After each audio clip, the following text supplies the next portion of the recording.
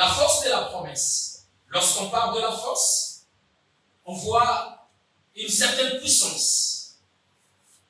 On voit une certaine capacité. On voit une attitude de force. De se soutenir. Alléluia. Amen. Alors, lorsqu'on parle de la promesse, nous voyons la capacité de tenir quelque chose. La capacité de faire quelque chose. N'importe qui ne peut pas faire la promesse. Celui qui est en mesure de faire la promesse, c'est celui qui détient un certain pouvoir pour pouvoir l'accomplir. Alléluia. Amen. Maman dans la maison ne peut pas promettre à ses enfants le beignet si au préalable elle n'a pas le pouvoir de posséder de l'argent pour pouvoir acheter ce beignet-là. Laissez-moi dire en passant, on ne peut pas non plus parler de la promesse si au préalable il n'y a pas d'alliance. Alléluia. Pour que quelqu'un arrive à vous faire une promesse, il doit y avoir un lien entre vous. Il doit y avoir une alliance qui existe au préalable. S'il n'y a pas d'alliance, on ne peut pas vous faire la promesse. Mais il y a des choses qui font en sorte que la promesse puisse avoir de la force. Alléluia. Amen. Il y a des choses qui peuvent faire en sorte qu'une promesse puisse tenir. Il y a des choses qui font en sorte qu'une promesse puisse aller s'accomplissant du jour au lendemain. Et la meilleure des choses, c'est que le respect à l'accomplissement de clauses de cette alliance. Lorsque vous respectez les clauses, lorsque vous respectez les éléments qui sont alignés dans une alliance, soit dans un contrat, ça fait la force de la promesse. Amen. Alléluia. Amen. Le respect des clauses dans une alliance vous positionne déjà, vous rend éligible à l'accomplissement d'une promesse dans votre vie. Si vous ne savez pas respecter les clauses qui sont dans une alliance, les promesses faites à votre égard ne seront pas en mesure de s'accomplir. Très souvent, l'Église a tendance à accuser Dieu. Oh non, Dieu tarde. Oh mais non, j'ai attendu longtemps, jusqu'à aujourd'hui, ça ne vient pas. Oh non, il avait dit, mais jusqu'aujourd'hui. Alors, lorsque nous sommes en train de dire comme ça, d'expliquer et de nous poser des questions, avons-nous même dit, quelle est ma position par rapport aux clauses de cette alliance avec Dieu? Bien-aimés dans le Seigneur, nous sommes en alliance avec Dieu. Il y a des clauses qui constituent l'alliance que l'on a à faire avec Dieu. Si au préalable, vous n'êtes pas en mesure de respecter les clauses qui sont dans cette alliance-là, dites-vous déjà disqualifié à l'accomplissement des promesses que Dieu vous avait faites. Nous sommes dans le livre des Actes. Je m'en vais nous informer et où nous le savons parce que nous sommes dans une maison que j'atteste, l'homme de Dieu sait aussi très bien élaborer la parole de Dieu.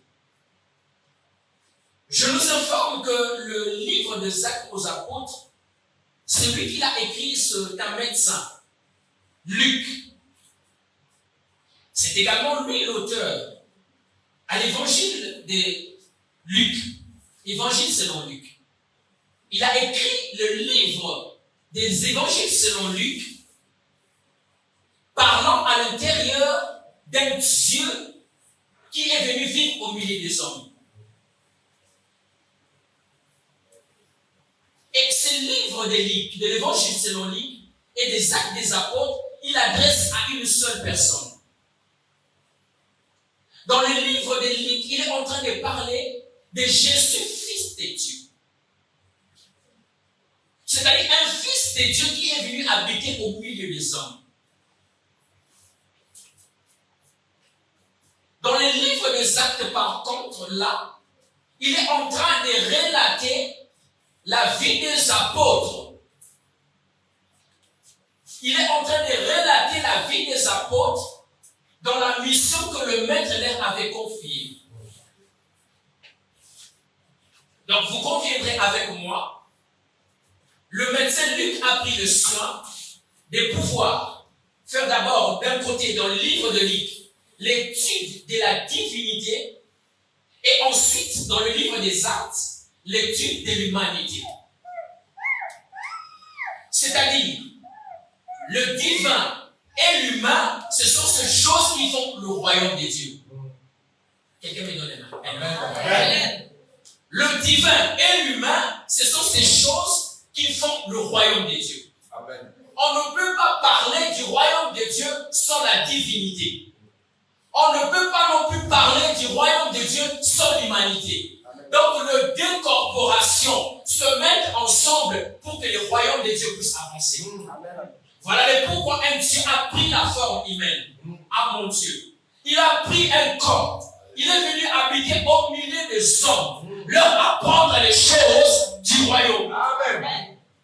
Et lorsqu'il finit sa mission, c'est alors qu'il a le pouvoir de continuer sur la terre la mission que lui devrait faire. Oh mon Dieu. Amen.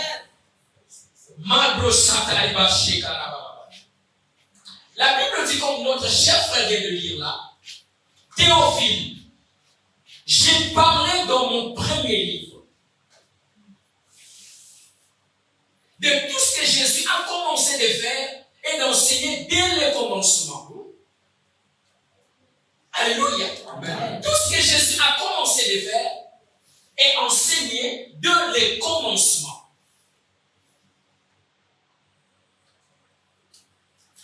Lorsqu'il s'adresse à Théophile, bon, certains nous ont dit que Théophile n'existait pas. C'est juste un nom générique que le médecin a utilisé pour mettre dans ces deux livres. En fait, c'est un seul livre, mais c'est né en deux. Le livre des Actes et Luc, c'est un même livre. Mais on l'a séparé pour des raisons utiles. Parce que d'un côté, on parle de la divinité, et de l'autre, on parle de l'humanité. La Bible dit, il parle à Théophile, il l'appelle excellent Théophile, honorable Théophile. Dans les textes originaux, quand on parle de Théophile, on voit Théophilos. Théophilos veut dire tout simplement un aimant Dieu. Une personne qui aime Dieu. Donc, lorsque Luc parle à Théophile, il s'adresse directement aux personnes qui aiment Dieu. Amen. Amen. Alléluia. Amen. Donc, je crois ce matin, ce texte s'adresse à quelqu'un qui aime Dieu dans cette maison. Cette parole est venue bénir quelqu'un qui aime Dieu dans cette maison. Est-ce qu'il y a des aimants Dieu dans cette maison? Je vais pouvoir vous manifester.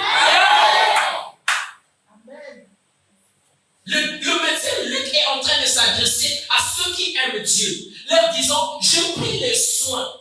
Parce que dans Luc que je vous ai donné là, chapitre 1er, du 1er au 4e, il est en train de dire, je vis des gens qui avaient été des témoins oculaires, des choses que Jésus avait fait. Ils ont rassemblé des récits pour nous donner cette écriture. Moi également, je prie les soins de faire des récoltes de ces éléments, de les examiner en profondeur, pour le mettre par écrit comme celui-là, et t'envoyer cela. Voilà pourquoi les choses que le médecin Luc envoie pour l'Église, ce sont des choses qui sont bien fignolées. Ce sont des choses qui sont bien traitées, pour ne pas permettre que vous n'arrivez pas à manger n'importe quoi. La parole, la Bible dit que toute écriture est inspirée de Dieu. Alléluia. Elle est utile pour enseigner, corriger, afin que l'homme de Dieu soit accompli à toute bonne œuvre. Que cette parole que tu reçois ce matin arrive à te raccommoder au nom de Jésus. Amen. La Bible dit jusqu'au jour où il était élevé après avoir donné cet ordre par le Saint-Esprit aux apôtres. Il a souffert à la croix. Il est mort. Un peu comme nous avons fêté la Pâque il y a maintenant 57 jours, je crois. Nous avons fêté la Pâque. Pourquoi? Pour dire nous sommes en train de commémorer la mort et la résurrection de notre Maître. La Bible dit qu'il a souffert et il est mort. Lorsqu'il est mort, on l'a enseveli. La Bible dit au 3e jour, il était ressuscité. Oh, je prie que tous ceux qui étaient morts dans ta vie ressuscitent au nom de Jésus. Ton amen ne me convainc pas. Je suis en train de dire, si c'est ta santé qui était mort, que ça ressuscite par la puissance du Saint-Esprit. C'est son travail qui était mort, que ça ressuscite par la puissance du Saint-Esprit. Si ce sont les activités qui étaient mortes, que Dieu les restaure au nom de Jésus. Lui qui était ressuscité, n'aura-t-il pas le pouvoir de ressusciter ta vie? Amen. Alléluia. Amen. Lui qui est sorti libre, vainqueur de la mort, n'aura-t-il pas la capacité de te ressusciter toi aussi? Amen. Si ta maternité était morte ce matin, je prie qu'elle soit restaurée au nom de Jésus. Amen.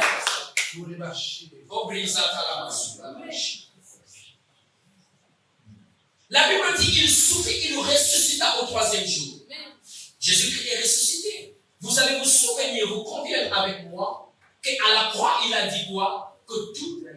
Il a dit quoi? Tout est accompli. Alors, il est ressuscité. Il pouvait tout de suite s'en aller, rentrer au ciel.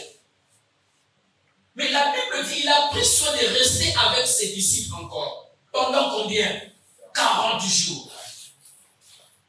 Il reste au milieu. Ce n'est pas gratuit, mon frère.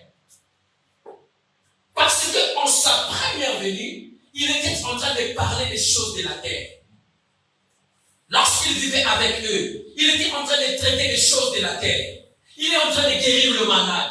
Il est en train de ressusciter les morts. Il est en train de faire marcher les paralytiques. Il est en train d'accomplir beaucoup de miracles. Ça, ce sont les choses de la terre. Les miracles, c'est pour la terre, ce n'est pas pour le ciel. Oh mon Dieu, quelqu'un m'a écouté. Le miracle, c'est pour la terre. Donc tu as intérêt à vivre ton miracle ici sur la terre. Si tu n'as pas encore vécu le miracle, que tu commences à expérimenter les miracles au nom de Jésus. Le miracle, c'est pour ici sur la terre. Ce n'est pas pour le ciel. Avant, il a fait des miracles. Il a parlé des choses de la terre. Il a guéri le malade. Il a intervenu dans des cas difficiles. Lorsqu'on pouvait même vouloir lapider cette femme, Jésus vient intervenir parce que ce sont les choses de la terre. Et lorsqu'il meurt, il est mort pour les choses de la terre. Là, il n'avait pas encore parlé aux apôtres les choses du royaume. Il est mort pour les choses de la terre. Lorsqu'il ressuscite avec un nouveau corps. Un corps du ciel. Avec les choses du ciel. Avec les choses du royaume. Voilà les pourquoi il ne peut pas rentrer comme ça au Père. Sans pour autant parler à ses disciples des choses du royaume.